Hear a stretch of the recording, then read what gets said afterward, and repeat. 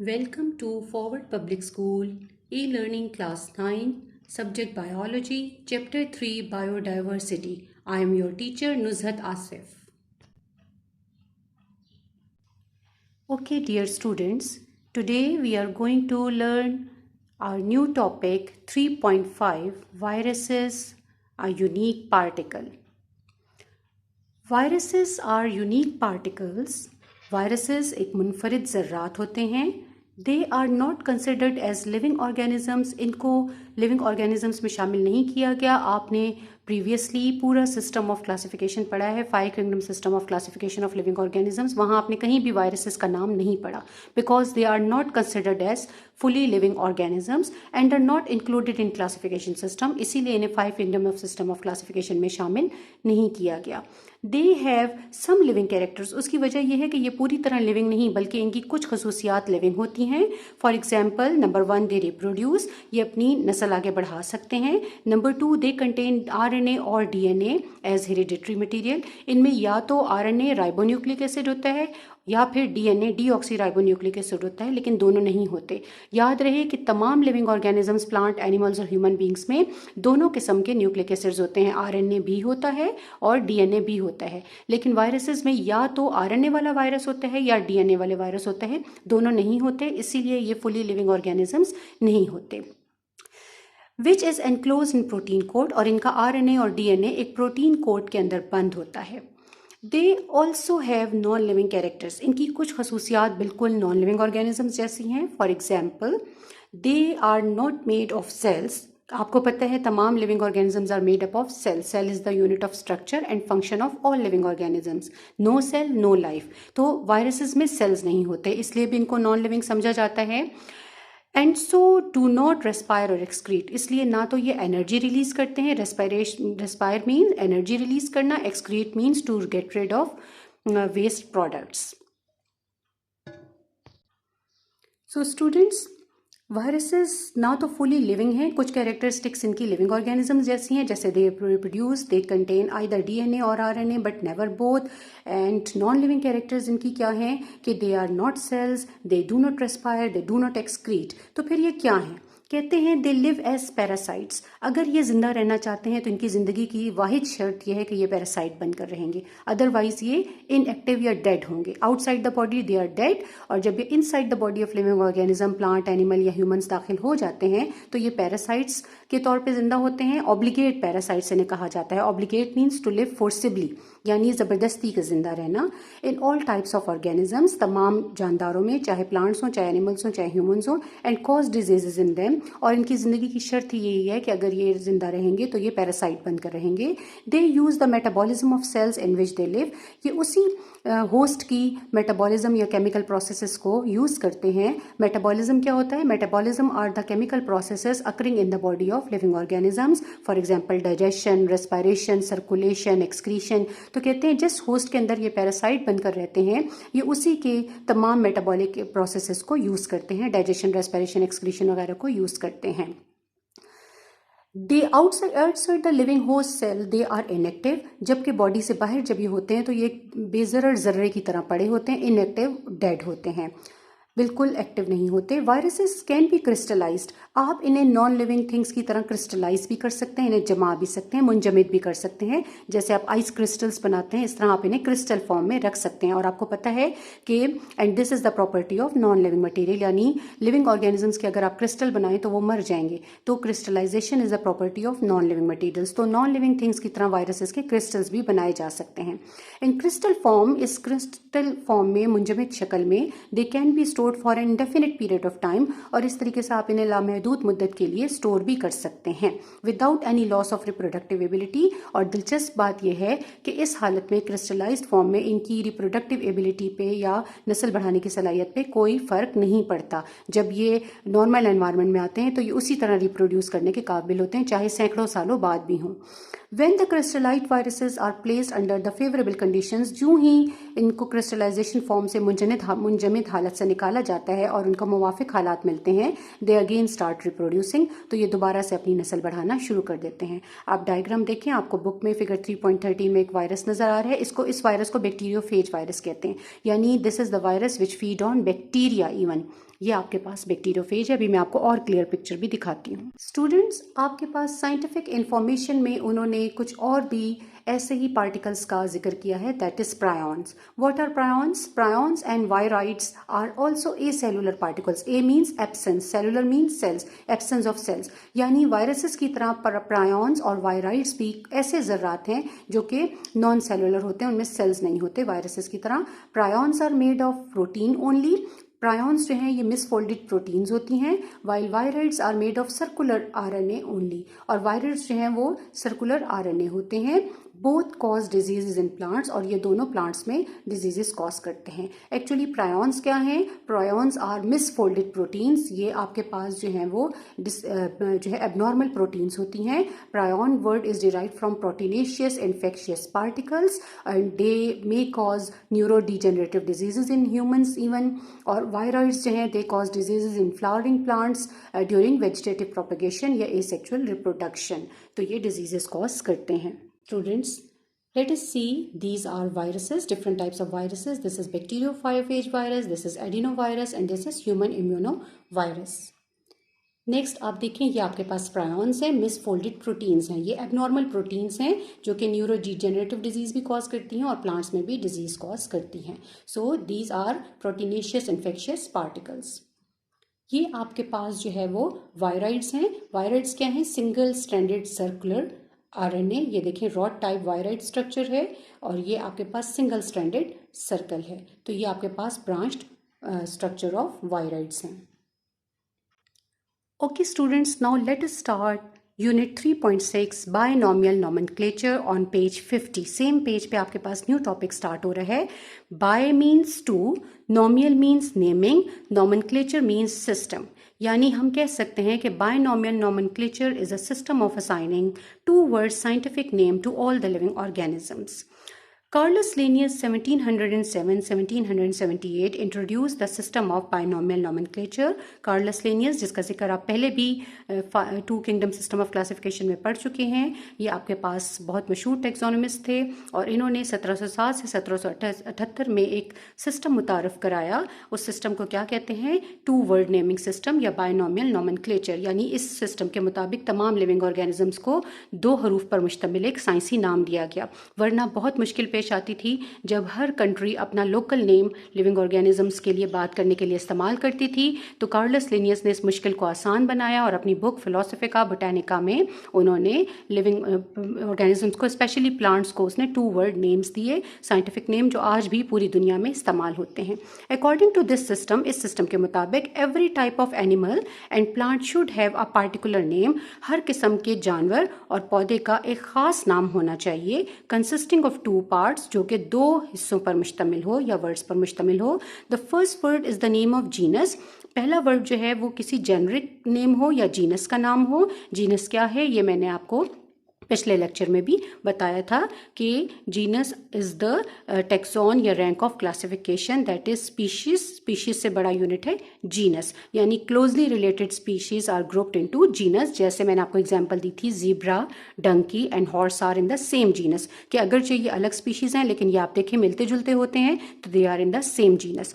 While the second word is the name of species, specific name, और जो दूसरा हर्फ हो वो स्पीशीज नेम पर मुश्तमिल हो, यानी पहला word should be the genus name and second word should be the species name.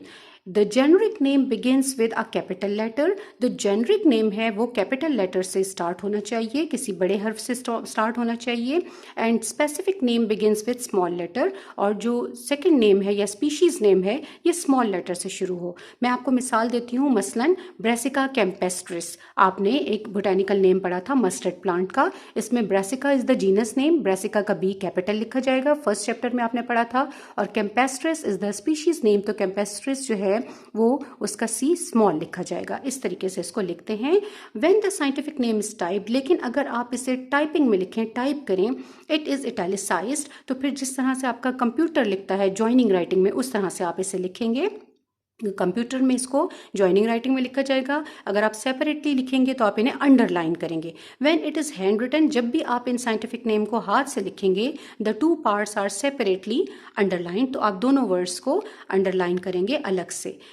Linnaeus listed about 4,000 different species of animals and plants। इस तरीके से कार्लस लिनियस ने तकरीबन 4,000 मुख्तलिफ इकसाम के जानवरों और पौधों की फहरिस्त तैयार की and gave concise description to each of them, और सबको आम फहम, कंसाइज मीन्स कॉम्प्रिहेंसिव, आम फहम जो आसानी से समझ आ जाए, वो उनको नेम्स दिए ऐसे ताकि उनके बारे में लोगों को समझ आ जाए। यानी हर प्लांट और एनिमल को जो है स्पेसिफिक नेम दिया जो 2 वर्ड्स पर मुश्तमिल था।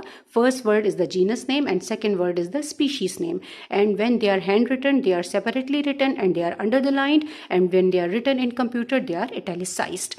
अब scientific information में आपको एक एक्सेप्शनल केस बता रहे हैं कि some of the specific names are based on proper names of distinguished botanist and zoologist to whom the species are dedicated. कहते हैं कुछ साइंटिफिक नेम जो हैं वो ग्रीक और लैटिन वर्ड पर मुश्तमिल नहीं है, यानी कार्लस लिनियस ने जो साइंटिफिक नेम्स दिए थे प्लांट्स और एनिमल्स को वो सब ग्रीक या लैटिन लैंग्वेज के वर्ड्स पर मुश्तमिल थे। लेकिन कह रहे हैं कि दुनिया में कुछ ख़ास अल्फाज ऐसे भी हैं जो कि उस बॉटनिस्ट और जोलॉजिस्ट जो उनके डिस्कवरर थे उन स्पीशीज़ के, उन डिस्कवरर के नाम पर उनको डेडिकेट करने के लिए, उनको खराज तहसीन पेश करने के लिए वो नाम दिए गए हैं। For example liverwort Swediala after professor sword.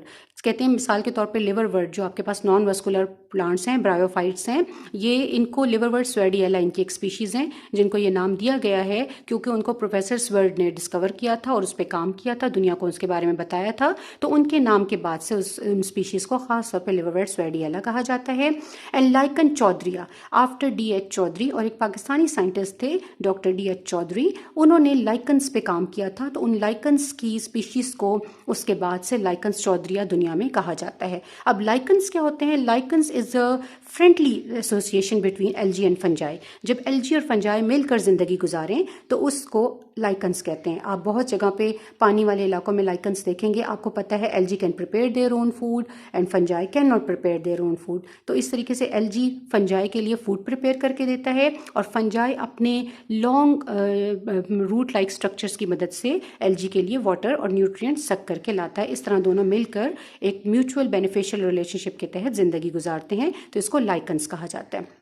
तो लाइकन्स चौधरिया वो स्पीशीज़ थी जिन पर D.H. चौधरी ने काम किया था, उसके बाद से इनको यही नाम दिया जाता है। Similarly mahseer fish is given the name of Nazirator after doctor Nazir, a great fishery expert of Pakistan. इसी तरीके से पाकिस्तान की बड़ी मशहूर मछली है महाशीर मछली जो पाकिस्तान के दरियाओं में पाई जाती है और इसका गोश्त लज्जत के लिहाज से पूरी दुनिया में मशहूर है। तो इनके ऊपर काम किया था डॉक्टर नज़ीर ने, तो उसके बाद से दुनिया में इसको महाशीर नज़ीरेटर के नाम से जाना जाता है। तो आपको बता रहे हैं कि कुछ एक्सेप्शनल बोटेनिकल और जोलॉजिकल नेम्स हैं जो कि ग्रीक और लैटिन लैंग्वेज पर मुश्तमिल नहीं बल्कि उनके डिस्कवरर के नाम से रिलेट करते हैं उनको डेडिकेशन देने के लिए।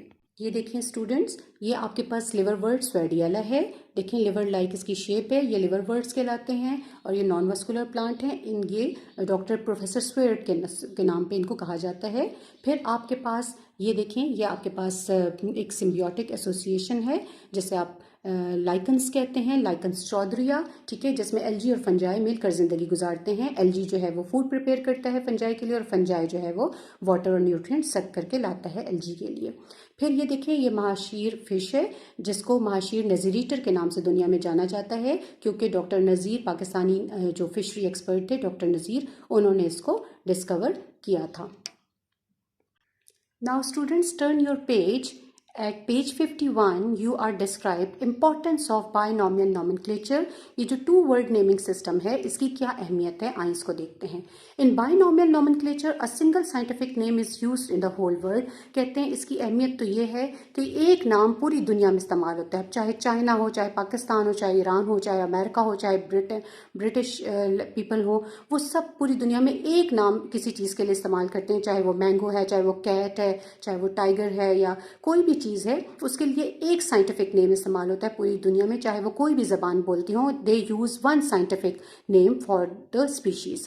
It simplifies the study of species. इससे मुख्तलिफ किस्म के जानवरों और पौधों को पढ़ना आसान हो जाता है। The generic name is common to all the species, कहते हैं जीनस नेम जो है वो सबका सेम होता है स्पीशीज का ऑफ अ पार्टिकुलर जीनस, यानी अगर कोई खास आप डिस्क्राइब कर रहे हैं तो उनका जो है वो जीनस नेम तो सेम होगा, because they all show the common features of resemblance, क्योंकि वो एंसेस्ट्री सेम शो कर रहे होंगे विद वन अनदर, एक दूसरे के साथ। जैसे मैंने आपको हॉर्स, डंकी और उसकी ज़ीब्रा की मिसाल दी थी कि they belong to genus Equus, यानी उनकी स्पीशीज तो फर्क है, लेकिन जीनस के लिए आप एक्वस की लफ्जी उनके लिए लिखेंगे आप। while the specific name is based on certain definite and specific characters, लेकिन जो उनका स्पीशीज नेम है वो ख़ास होगा, जो कि उनके अपने ही ज़ाती कैरेक्टरिस्टिक्स या खसूसियात की बुनियाद पर उन्हें दिया जाएगा, which differentiate the individual of particular genus from one another, क्योंकि ये स्पीशीज नेम इनको एक दूसरे से फ़र्क करता है, तफरीक करता है ख़ास जीनस से। नाउ एग्जाम्पल्स देखते हैं, पहले प्लांट एग्जाम्पल्स देखते हैं बाइनोमियल नोमेनक्लेचर की, और फिर एनिमल्स की एग्जाम्पल देखेंगे। कहते हैं for example the people tree, banyan tree and rubber tree are all given a common generic name ficus, since these are different members of the same species।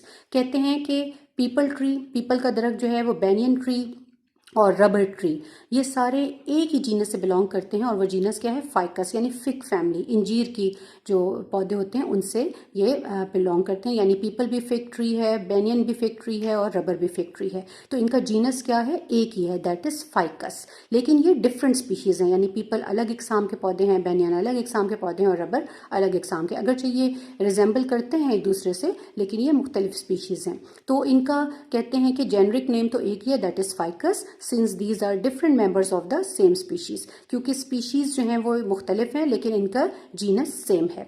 Ficus possess certain particular specific characters, Ficus की अपनी कुछ खास characteristics होती हैं, they are given different specific names, और हर पौधे की अपनी स्पेसिफिक कैरेक्टरिस्टिक्स के मुताबिक उसको नाम दिया गया है। नेमली फाइकस रेलिगियोसा पीपल ट्री को कहा जाता है, इसको हम कॉमन लैंग्वेज में सीक्रेट फिग कहते हैं पीपल को, लेकिन इसका बोटेनिकल नेम क्या है, फाइकस रेलिगियोसा। इसमें Ficus is the genus name, religiosa is the species name. ये देखें फाइकस का एफ कैपिटल है और रेलिगियोसा का आर स्मॉल है, क्योंकि ficus is the genus name, first letter should be capital, religiosa is the species name, तो second letter should be small.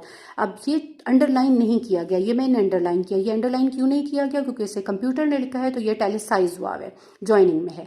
फिर फाइकस बेंगलेंसिस, बेनियन ट्री, ठीक है, इसमें Ficus is the genus name, benghalensis is the species name. Banyan tree का botanical name क्या है, ficus benghalensis. अब फाइका benghalensis ये बेनियन ट्री एक एपीफाइट होता है। एपीफाइट वो पौधे होते हैं जो दूसरों पौधों के ऊपर चढ़कर ज़िंदगी गुजारते हैं, उनकी जड़ों या उनकी तनों के अंदर अपनी जड़ें डाल देते हैं और उन पे फिर वो उनसे खुराक लेते हैं। तो ये फाइकस बेंगलेंसिस, ये बेनियन ट्री भी एक ऐसा ही दरख्त है, ठीक है। इसमें एफ कैपिटल है, बी स्मॉल है, क्योंकि ficus is the genus name, so F should be capital, and benghalensis is the species name, so B should be small. And ficus elastica, rubber respectively, यानी बिलतरतीब इनको नाम दिए गए हैं। पीपल ट्री को फाइकस बेंगलेंसिस, बेनियन ट्री को peepal tree को फाइकस रेलिगियोसा, बेनियन ट्री को फाइकस बेंगलेंसिस और रबर ट्री को फाइकस इलास्टिका रेस्पेक्टिवली, ठीक है, ये इनको नेम्स दिए गए हैं। ये देखिए स्टूडेंट्स, ये आपके पास फर्स्ट नंबर पे ये आपके पास पीपल ट्री है जिसको सीक्रेट फिग भी कहा जाता है। ये आपके पास बेनियन ट्री है।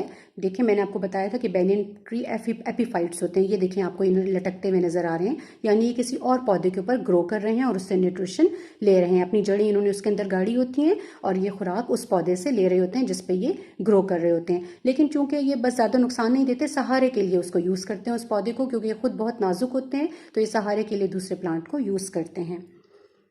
फिर आप ये देखिए ये रबर प्लांट है और ये देखिए इसमें से रबर एक्सक्रीट हो रहा है और उसको कलेक्ट किया जा रहा है नीचे, ठीक है। तो इससे रबर प्लांट से रबर हासिल होता है। ये एक छोटा रबर प्लांट मैंने आपको दिखाया है ताकि आपको आइडिया हो जाए, और ये उससे रबर एक्सक्रीट होता हुआ आपको नज़र आ रहा है। अब देखिए हम एनिमल्स की एग्जांपल पढ़ते हैं बाइनोमियल नोमेनक्लेचर की। सिमिलरली इसी तरीके से इन द एनिमल किंगडम, अगर आप किंगडम एनिमेलिया देखें, द 3 कार्निवोरस एनिमल्स, 3 गोश्तखोर जानवर हैं, that is cat, lion and tiger. आप देखें ये एक ही फैमिली से बिलोंग कर रहे होते हैं, कैट, लायन एंड टाइगर, बिल्ली, शेर और चीता। Are given the same generic name Felis, तो इनका जेनरिक नेम सेम होगा क्योंकि एक ही फैमिली है, तो इनका जेनरिक नेम होगा Felis. They are given different specific names, लेकिन चूंकि ये अलग अलग इकसाम के जानवर हैं तो इसलिए इनका स्पीशीज नेम या स्पेसिफिक नेम अलग होगा, that is Felis domestica, Felis leo and Felis tigris respectively, यानी बिलतरतीब आप इनको नाम देंगे। बिल्ली को क्या कहेंगे, कैट का जोलॉजिकल नेम क्या होगा, फीलिस डोमेस्टिका। अब Felis is the genus name, so first letter should be capital. Domestica is the species name, so second letter will be small. और आप देखें ये अंडरलाइन नहीं है क्योंकि ये हैंड रिटन नहीं है, जब मैं हाथ से लिखूंगी तो मैं इसको अंडरलाइन भी करूंगी। तो Felis domestica is the zoological name of cat, Felis leo is the zoological name of lion and Felis tigris is the zoological name of tiger। इसी तरीके से हम सेकेंड एग्जाम्पल देखते हैं, Canis familiaris is the name for dog. इसी तरीके से dog को या कुत्ते को नाम दिया गया है zoological name Canis familiaris. Canis is the genus name and familiaris is the species name, whereas Canis lupus is the wolf. अब वुल्फ जो है वो भी डॉग ही की फैमिली से है, इनका जीनस आप देखें सेम है यानी कैनिस, इनका जीनस सेम है लेकिन स्पीशीज फर्क हैं। डॉग कौन सी स्पीशीज है, फैमिलियरिस, और वुल्फ कौन सी स्पीशीज है, lupus. So canis lupus is the zoological name of wolf, भेड़िए का नाम है। The first name canis shows that these two species are in the same genus. तो कैनिस शो करता है कि इनके अंदर कुछ रिजेम्बलेंसेज हैं, रिजेंबल कैरेक्टर हैं, इसलिए ये एक जीनस में पाए जाते हैं। अब एडवांटेजेस इसके क्या हैं, बाइनोमियल नोमेनक्लेचर के क्या फायदे हैं। Some of the advantages of binomial nomenclature are, कुछ फायदे मंदरजा झैल हैं।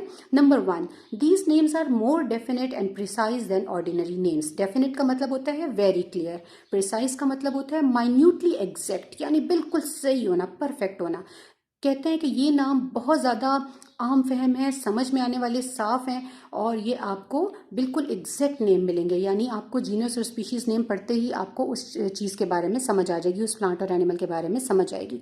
तो ये डेफिनेट भी हैं यानी वेरी क्लियर भी हैं, प्रिसाइज यानी शार्पली या माइन्यूटली एग्जैक्ट भी हैं।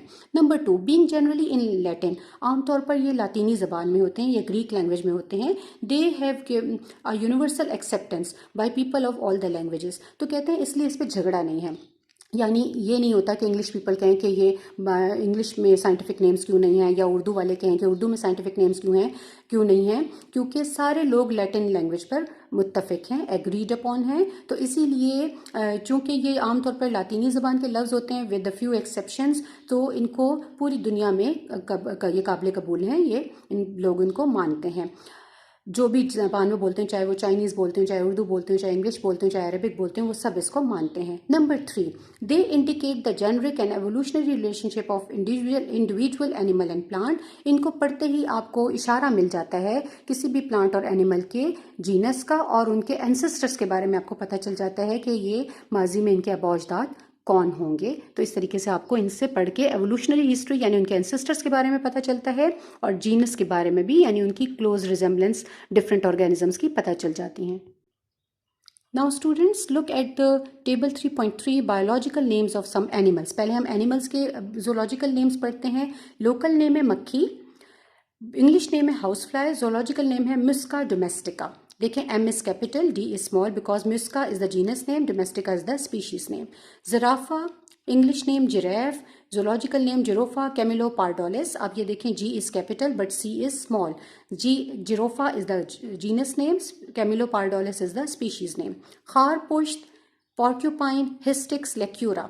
Hystix is the genus name, lectura is the species name. H is capital, L is small. Billy, cat, Felis domesticus. Felis is the genus name and Domesticus is the species name. Titli, butterfly, Pieris rapi. Pieris is the genus name and rapi is the species name. P is capital, R is small. Quechua, earthworm, Ferretima postuma. Ferretima is the genus name, postuma is the species name. P is capital but the second P is small. Okay students, ये देखें, this is porcupine, खारपुश्त जिसे कहा जाता है, हिस्टिक्स लेक्यूरा इसका zoological name है। अब ये देखें, इस पे इस टाइगर ने अटैक किया है तो इसने अपने जो है वो जो स्पाइंस हैं उनको खड़ा कर लिया है ताकि वो इससे अटैक कर सके, टाइगर की आंखों में गिरा सके और अपने आप को सेव कर सके। तो ये इसका डिफेंसिव मैकेनिज्म है। ये देखिए, दिस इज अर्थवर्म। अर्थवर्म को आपने क्या कहा था, फेरेटिमा पोस्ट्यूमा इसका जोलॉजिकल नेम है। ये देखें, इसके ऊपर एक रिंग होता है जिससे आप पहचानते हैं कि this is earthworm.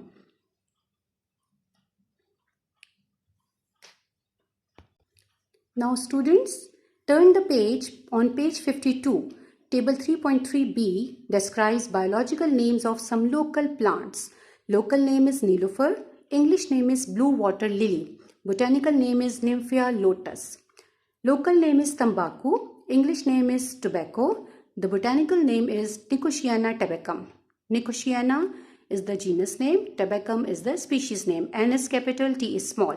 The rake, neem, Malea azadirach.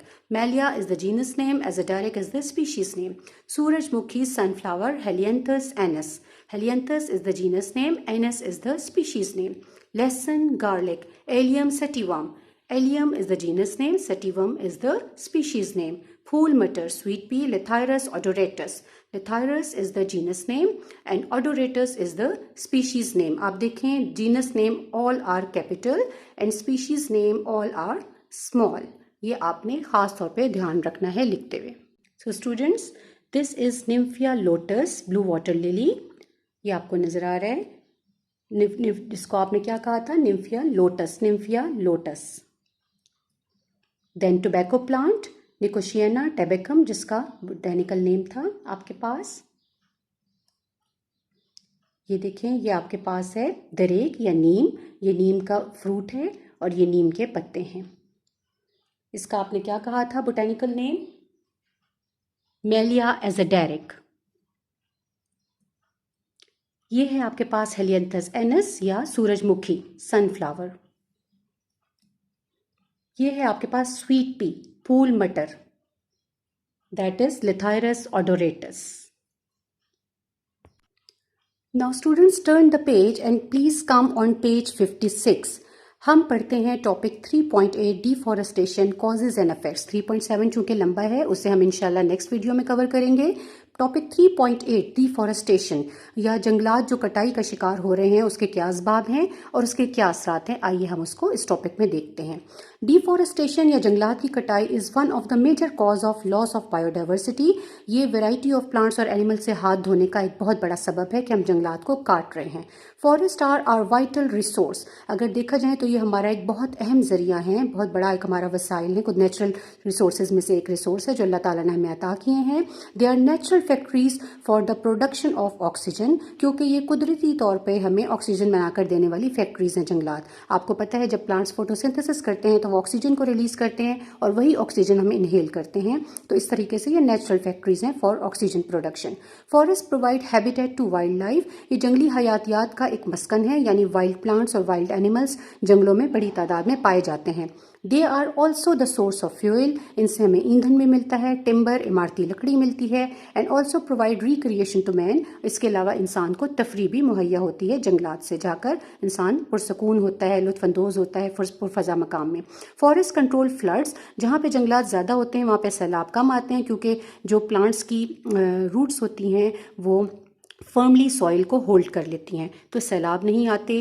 Prevent formation of deserts. और वो जगहें सहरा बनने से बच जाती हैं. And keep the air clean. और ये इस तरीके से फ़िज़ा को भी साफ रखते हैं, क्योंकि ये कार्बन डाइऑक्साइड को एब्जॉर्ब कर लेते हैं. कार्बन डाइऑक्साइड आपको पता है हवा से भारी होती है, तो उसको ये एब्जॉर्ब करके एयर को क्लीन करते हैं. Some of the major reasons for deforestation are. अब हम कुछ कॉजेज़ या रीजंस पढ़ते हैं कि जंगलात की कटाई की क्या वजूहात हैं कि दुनिया में तेज़ी से जंगलात काटे जा रहे हैं. So let us see the causes of deforestation. Number 1 cause क्या है? Extension of cities. शहर फैल रहे हैं. Extension फैलना, cities शहर. Requires more land. अब चूंकि आबादियां बढ़ रही हैं, शहर फैल रहे हैं, तो ज़्यादा ज़मीन की ज़रूरत है. Thus forests are cut to build roads and houses etc. इसीलिए जंगलात को काटा जा रहा है ताकि सड़कें तामीर की जा सकें और घर बनाए जा सकें.